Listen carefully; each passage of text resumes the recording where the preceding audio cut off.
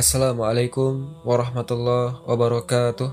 Salah satu kejadian yang lagi rame di media tentang tanda-tanda kiamat, yakni menghijaunya gurun Sahara di Afrika, yang mana kita tahu namanya gurun harusnya adalah hamparan pasir yang luas, tetapi sekarang malah menghijau. Apa sebenarnya yang terjadi di gurun Sahara? Apakah ini fenomena yang normal atau memang kita harus khawatirkan?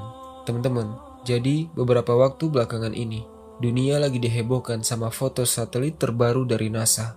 Yang foto itu menunjukkan kalau beberapa bagian di selatan gurun Sahara itu mulai menghijau. Yang mana seharusnya kalau kita ngomongin tentang gurun, yang ada di pikiran kita pasti dataran luas. Pasti dataran luas yang gersang dan jarang ditumbuhin sama tumbuhan. Mau itu gurun pasir, mau itu gurun es. Yang namanya gurun pasti tidak subur. Apalagi ini adalah gurun Sahara, yang jadi gurun panas terbesar di dunia, yang permukaannya ditutupi sama pasir semuanya. Tapi kenapa sekarang gurun Saharanya malah mulai menghijau? Bahkan cekungan-cekungan yang sebelumnya kering dan tandus, semuanya pada keisi air dan berubah menjadi danau. Dan anehnya, munculnya danau sama vegetasi di Sahara ini, itu terjadi secara mendadak.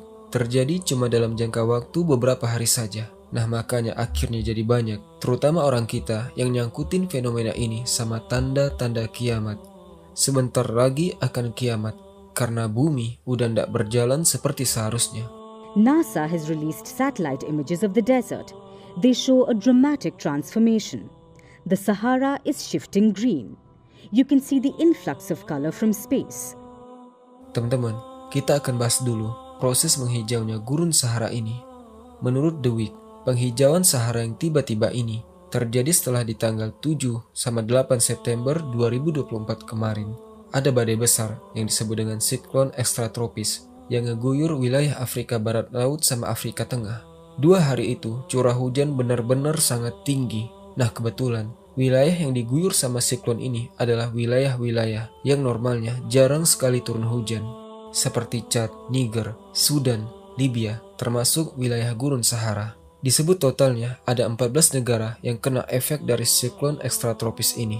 Kalau menurut Britannica, siklon ekstratropis adalah sejenis badai yang terjadi di wilayah subtropis, yang badai itu membawa hujan lebat atau salju tergantung waktu dan tempatnya. Nah sebenarnya, siklon ekstratropis ini jarang sekali ditemui di wilayah Afrika. Soalnya, letak geografis dan kondisi atmosfer Afrika itu tidak mendukung untuk terjadinya badai.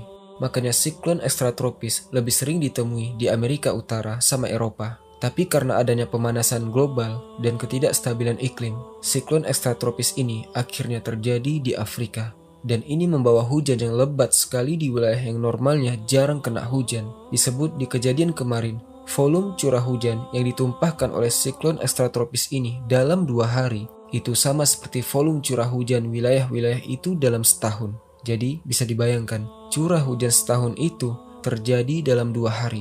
Makanya kalau menurut World Food Program dari PBB, hujan besar ini menciptakan banjir besar di 14 negara tadi. Disebut ada sekitar 4 juta orang yang terdampak dan 1.000 diantaranya meninggal dunia. Dan akhirnya, beberapa hari kemudian setelah siklonnya selesai, di bagian selatan gurun Sahara mulai muncul rumput, semak-semak, pohon-pohon muda, dan danau. Jadi gurunnya yang tadinya pasir semua, tandus, seketika berubah jadi hijau, berubah jadi sabana. Maka kagetlah orang-orang melihat ini. Soalnya biasanya wilayah Afrika yang hijau adanya di wilayah Afrika ekuator saja. Namun ini malah nyebar ke utara, sampai gurun Sahara juga jadi hijau dalam waktu beberapa hari saja. Meanwhile, because the storms have shifted, some countries that should be getting more rainfall, like Nigeria and Cameroon, are getting fewer rains. They received between 50 to 80% of their typical rainfall since July. Terkait kenapa gurun Saharanya menghijaunya bisa cepat sekali, ternyata itu juga ada penjelasan ilmiahnya. Jadi, menurut Peter de Menohal, menurutnya Sahara bisa menjadi hijau secepat itu. Soalnya, kalau di Sahara itu turun hujan lebat, tanaman di Sahara itu bakal langsung memanfaatkan kelembaban yang ada secara maksimal. Makanya, mereka bisa langsung hijau secepat itu. Pertanyaannya, emang di gurun Sahara ada tanaman?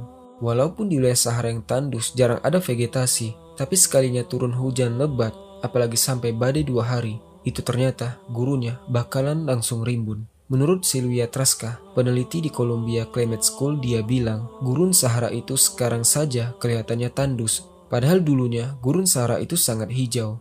Ternyata gurun Sahara dulunya adalah padang rumput sabana yang subur, dan sisa-sisa padang rumput ini masih ada di sana sampai sekarang, walaupun mungkin tidak kelihatan. Makanya sekarang sekalinya kena hujan yang dahsyat, langsung berubah jadi hijau dan rimbun dengan cepat sekali. Makanya kalau menurut dia, perubahan Sahara yang cepat ini itu tidak bisa dipisahkan dari sejarah gurun Sahara yang dulunya memang daerah yang hijau. Dan ini tidak cuma berlaku di padang pasirnya. Di bukit-bukit pasir di gurun Sahara itu juga ikutan jadi hijau. Walaupun ini kemungkinan tidak akan bertahan lama hijaunya.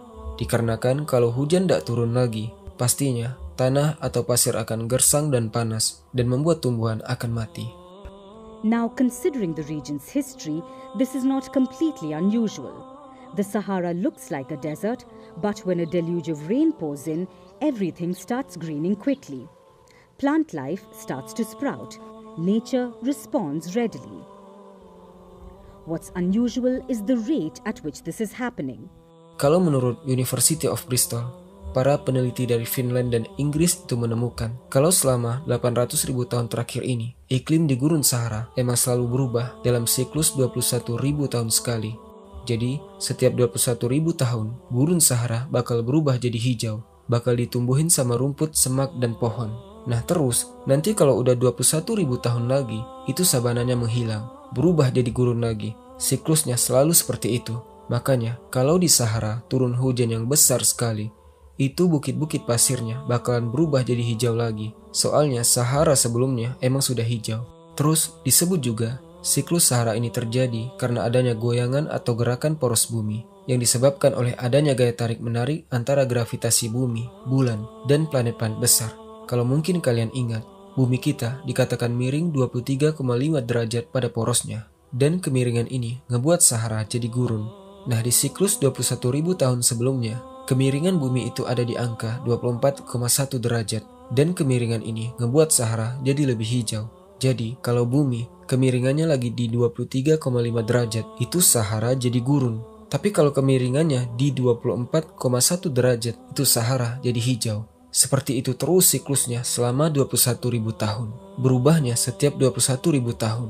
Artinya, kalau di masa kita sekarang, bumi itu sedang berada di kemiringan 23,5 derajat. Soalnya Saharanya gurun pasir. Nah, kalau menurut Life Science, siklus 23,5 derajat yang sekarang itu dimulainya sejak 8.000 tahun yang lalu, yang artinya kalau sesuai sama siklus 21.000 tahun ini, gurun Sahara harusnya mulai menghijaunya lagi. Hijau full itu nanti sekitar 13.000 tahun lagi. Nah seperti itu, harusnya gurun Sahara itu mulai menghijaunya 13.000 tahun lagi kalau nunggu siklus pergeseran poros bumi. Tapi teman-teman, masalahnya sekarang dengan adanya pemanasan global, ternyata pola curah hujan itu bisa bergeser, walaupun bukan karena perubahan poros bumi. Contoh nyatanya yang tadi, ZKIT jadi bergerak ke utara dan ngebuat gurun Sahara menjadi hijau.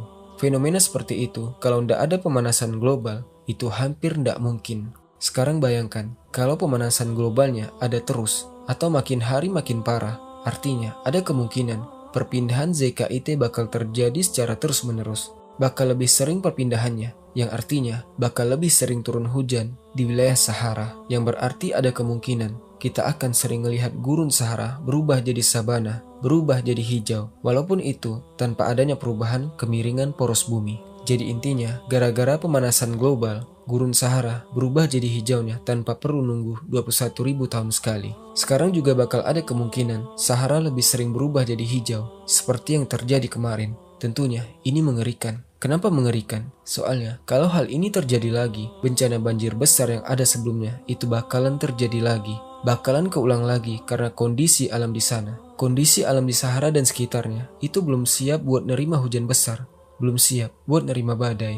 Masih menurut Peter de Menohal, kemungkinan pergeseran ZKIT ini sifatnya hanya sementara saja. Bukan sesuatu yang bakal terjadi terus-menerus. Karena kalaupun terjadinya bakal cuma sekali-sekali saja. Tapi di luar itu, tetap fenomena ini menunjukkan kalau pemanasan global memang udah semakin parah. Soalnya suhu laut secara keseluruhan udah jadi menghangat. Jadi kalau ada teman-teman yang ngaitin peristiwa ini sama tanda kiamat, wallahu alam bissawab, bisa saja, tapi lebih kepada tanda kiamat kecil. Dan pengaruh pemanasan global juga iya. Pemanasan global dan krisis iklim itu ngebuat umur bumi semakin pendek. Kita lihat saja cuaca sekarang. Siangnya panas sekali, sorenya tiba-tiba hujan. Sering terjadi seperti itu. Nah teman-teman, sekian di video kali ini tentang gurun Sahara yang tiba-tiba menghijau. Semoga kedepannya tidak terjadi lagi. Karena kalau ini makin sering, artinya banjirnya juga makin sering. Dan tentunya bakal makin sering juga jatuh korban jiwa di sana. Barakallahu fikum, semoga yang sedikit ini memberi manfaat. Assalamualaikum warahmatullahi wabarakatuh.